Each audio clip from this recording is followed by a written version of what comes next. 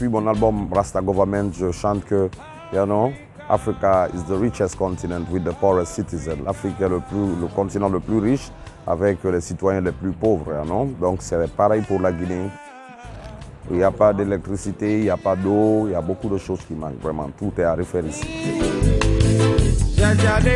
On a octroyé à des entreprises chinoises, des concessions minières, l'argent qu'ils doivent payer comme taxe. Cet argent devrait être utilisé dans la réalisation des infrastructures. Si les travaux n'ont pas été faits sur le terrain et que l'argent est payé, dans ces conditions, l'argent aurait été détourné, non seulement par les cadres de l'État qui sont complices, mais aussi les sociétés chinoises que nous connaissons, leur comportement, leur manière de travailler.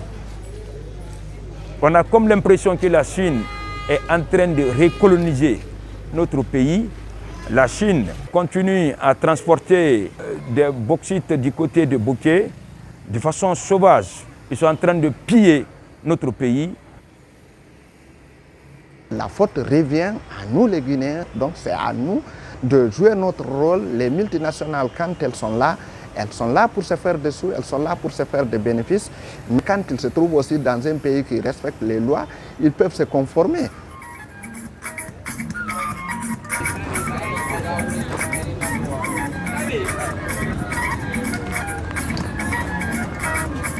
La Guinée souffre du clientélisme, de la corruption, de malversance. Il souffre de tous les maux du monde.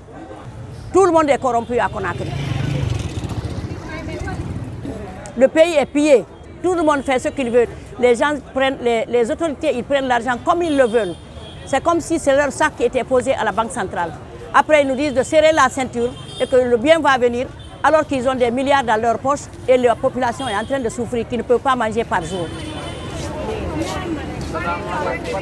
Le régime du président Alpha Condé a été totalement gangréné par la corruption. On avait vraiment un espoir, on croyait qu'il pouvait répondre aux aspirations.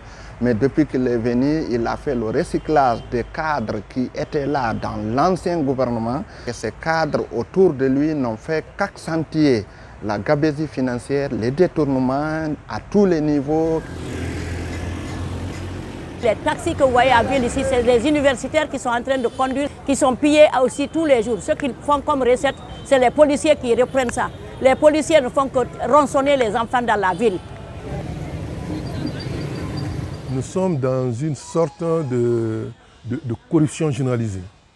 Dans une sorte de corruption généralisée qui fait que les ressources sont très mal reparties. Et maintenant là, on monnaie ça par le mensonge et la violence en même temps.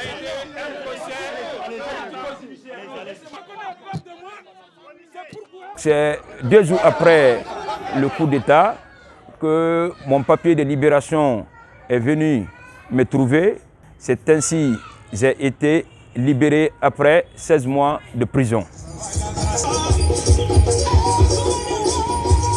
Le 5 septembre 2021, on s'est senti vraiment libéré, plus que le 2 octobre 1958.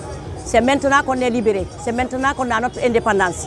Maintenant, on est libre, on sent que la justice sera là pour tout le monde. Le clientélisme qu'il y a là, ça va cesser. Je m'oppose à tous ceux qui disent que c'est un coup d'État. Pour moi, c'est une libération. Nous voulons rassurer tout le monde, ici présent, qu'il n'y aura aucun esprit de haine. Dieu merci, aujourd'hui, notre combat est gagné. Une nouvelle possibilité nous est offerte de se donner les mains et de travailler ensemble en tant que des frères.